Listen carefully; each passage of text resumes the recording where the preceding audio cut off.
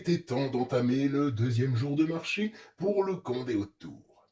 Et ce deuxième jour était un peu considéré comme un jour férié pour les habitants, car il fallait laisser en priorité la place à ceux qui n'avaient pas pu participer aux festivités le jour précédent, c'est-à-dire les personnes qui s'occupaient des enfants du camp et les éclaireurs qui s'étaient portés volontaires pour assurer la sécurité.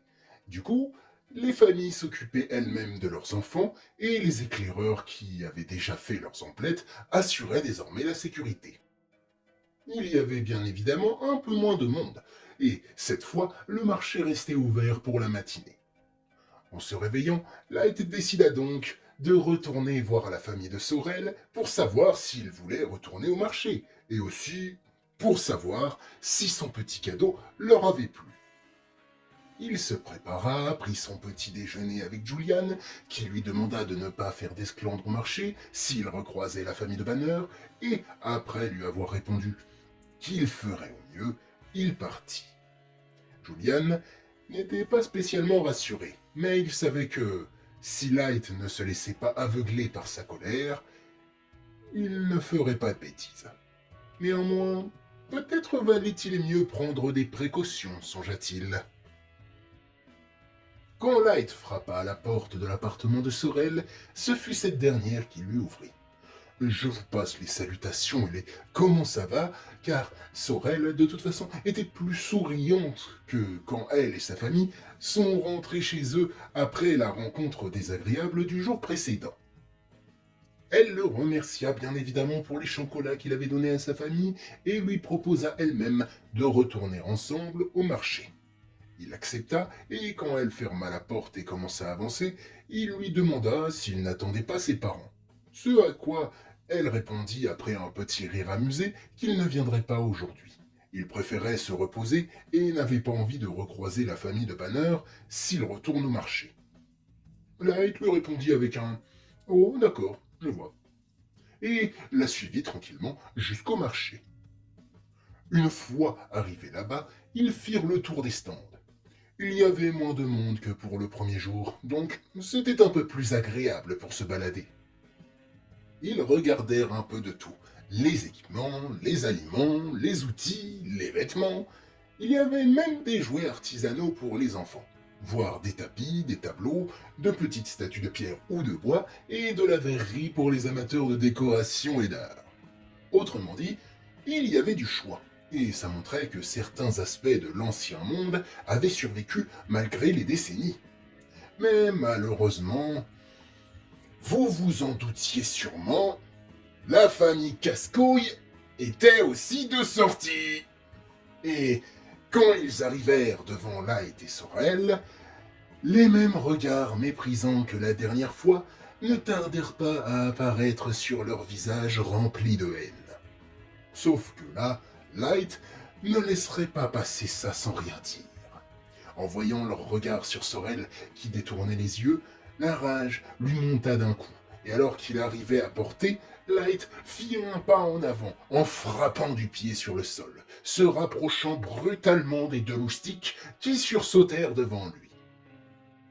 Il ne voyait pas son visage, mais avait bien compris son agacement.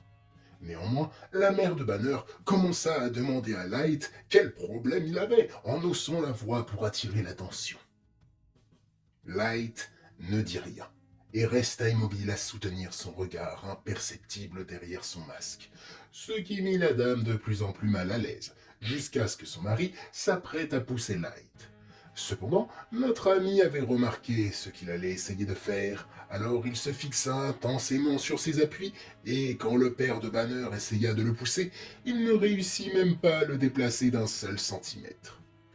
Autant pousser un menhir. Avant que les choses ne se dégradent plus, une voix familière leur demanda de se calmer. C'était celle de Julian. Il était accompagné de deux membres de la sécurité. La mère de Banner commença à dire qu'il les avait agressés gratuitement. Et Julian lui demanda instantanément de se taire d'un ton sec et catégorique.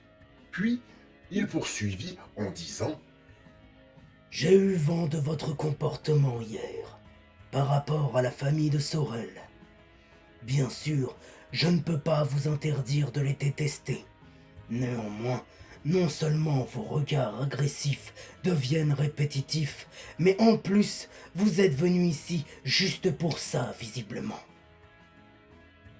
Alors que le visage de la mère de Banner devenait rouge pivoine et qu'elle essayait de protester en bégayant, Julian lui dit de ne pas faire l'innocente, qu'il avait demandé à quelques membres de la sécurité de les surveiller depuis leur arrivée ici, et d'en faire de même avec Light et Sorel.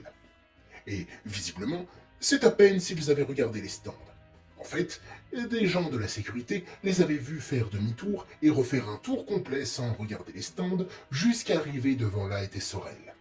Julian, lui, avait juste suivi nos deux amis au cas où, et de ce qu'il a vu, Light a fait un geste brusque devant eux et a tenté de les intimider. Mais en soi, ce n'est pas bien différent de ce que eux ont fait, Qui plus est, rajouta Julian.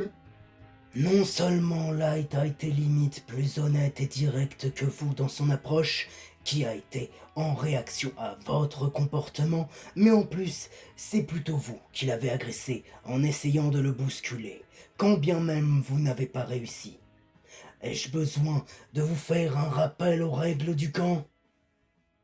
Le rouge de gêne des parents de Banner se muta en colère, et ils partirent tous deux précipitamment la tête basse. Julian annonça aux témoins de la scène qu'ils pouvaient reprendre leurs emplettes et que le souci avait été réglé. Puis il alla voir Light, lui mit une tape derrière la tête et lui dit « Je t'avais dit de ne pas faire d'esclandre. » Light s'excusa, le regard bas. Puis Julian rétorqua que, malgré tout, il leur avait donné l'occasion de réprimander la famille de Banner. Mais il ne devrait pas recommencer, sinon lui aussi se ferait tirer les oreilles la prochaine fois. Light acquiesça, puis Julian repartit de son côté après lui avoir dit « Je vous laisse entre vous, les tourtereaux. » assez fort pour que Sorel l'entende. Light sentit une chaleur lui remonter dans le visage et lui dit d'arrêter avec ses bêtises. Quand il se retourna, Sorel tentait de se retenir de rire, ce qui ne gêna que plus encore le jeune homme. Finalement, ils finirent tous deux par se calmer et reprirent leur balade, même s'il ne leur restait plus grand-chose à voir. De fait, à peu près un quart d'heure plus tard, quand ils eurent fini de faire le tour du marché, il ne leur restait plus rien à voir. Sorel proposa donc à Light de la suivre. Il se demandait où, mais il la suivit sans poser de questions. Ils quittèrent le bâtiment de réserve pour retourner à celui d'agriculture, puis ils descendirent les étages jusqu'à l'escalier bloqué où ils avaient débarrassé la cachette du groupe de Léo avant de refermer le passage. Light lui demanda pourquoi ils étaient là, puis Sorel s'assit sur les marches et lui répondit qu'elle venait ici de temps en temps depuis qu'ils ont bouché l'accès à la cachette. Ce n'était pas tout à fait pareil, mais c'était devenu comme une sorte de refuge bis. Light s'assit à son tour, et après quelques secondes de blanc, Sorel lui demanda de parler de son monde d'origine. Il ne savait pas trop quoi dire, mais bon, il commença à dire que dans son monde, il n'y avait pas d'apocalypse, qu'il y avait plus de circulation et de vie dans les rues, à tel point que ça lui faisait bizarre quand il est arrivé, mais que le monde n'était pas non plus un paradis. Certains pays étaient dirigés par des politiciens qui n'en avaient rien à faire de leur peuple, qu'il y avait même des guerres de territoires idéologiques ou pour récupérer des ressources, que là-bas on te demandait de faire des études et d'avoir des diplômes, mais que derrière, soit tu te trouvais un travail alimentaire, mais qui ne te plaisait pas forcément, soit tu essayais de faire ce que tu aimes, mais tu allais peut-être galérer à payer les impôts, le loyer, la nourriture. Et il continua à énumérer les points négatifs de son monde natal, tout ce qui l'avait révolté ou tout simplement frustré. Il était conscient que malgré tous ses défauts, son monde d'origine était sûrement plus agréable et vivable que celui-ci, mais il avait tellement eu l'impression d'étouffer dans sa vie avant de venir dans ce monde que le négatif l'avait emporté sur le positif. Même s'il fallait lutter pour survivre et qu'il avait fait des choses qu'il regrette ou des choix difficiles, il se sentait bien plus à sa place dans les hautes tours. Sorel l'écouta tranquillement. Et quand il eut fini de se plaindre de son monde d'origine, elle lui caressa doucement le dos. Et elle comprit un peu mieux pourquoi il voulait en partir, même si elle trouvait toujours qu'il avait été idiot d'accepter sans réfléchir la proposition d'une entité inconnue. Personnellement, je ne vais pas cracher dans la soupe, ça m'a bien arrangé. Mais bon, continuons. Quoi qu'il en soit, après ça, Sorel lui demanda ce qu'il aimait faire dans son monde, car, pour l'instant, il ne lui avait parlé que de choses négatives. Elle a été un peu gênée, mais il répondit que la plupart du temps, il jouait à des jeux vidéo, regardait des films et séries en rapport généralement avec les apocalypses zombies, et à s'entraîner en prévision de la dite potentielle apocalypse. Les deux se regardèrent pendant plusieurs secondes sans dire un mot, Light gêné par sa lubie des apocalypses zombies devant une personne qui en vit une depuis sa naissance, et Sorel parce qu'elle ne savait pas trop comment réagir. D'un côté, elle n'arrivait pas à comprendre son attrait pour ce genre de choses, d'un autre, elle comprenait encore mieux pourquoi il avait accepté de venir. Finalement, elle fut prise d'un fou rire qui ne fit que renforcer la gêne de Light. Et qu'elle conclut avec un T'es vraiment un idiot. Light ne savait pas trop quoi répondre, mais en voyant l'expression hilare de son visage et son sourire, il ne put répondre que... Oui, sûrement. Après ça, ils décidèrent de rentrer.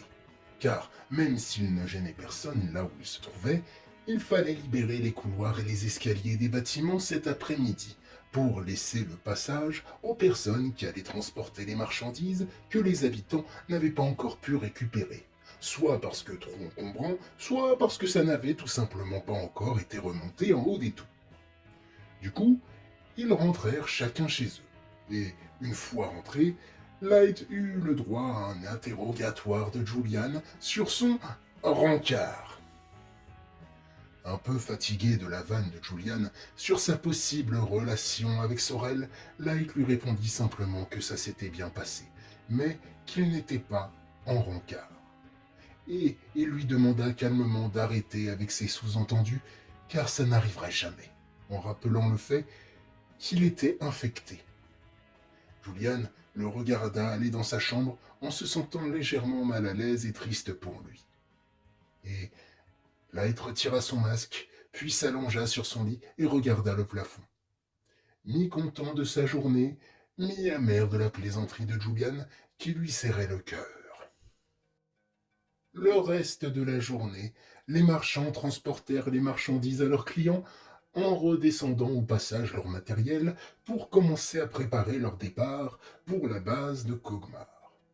De son côté, Light se reposa, essayant d'oublier les pensées qui lui prenaient la tête. Ainsi se conclut le deuxième et dernier jour du marché de la guilde marchande.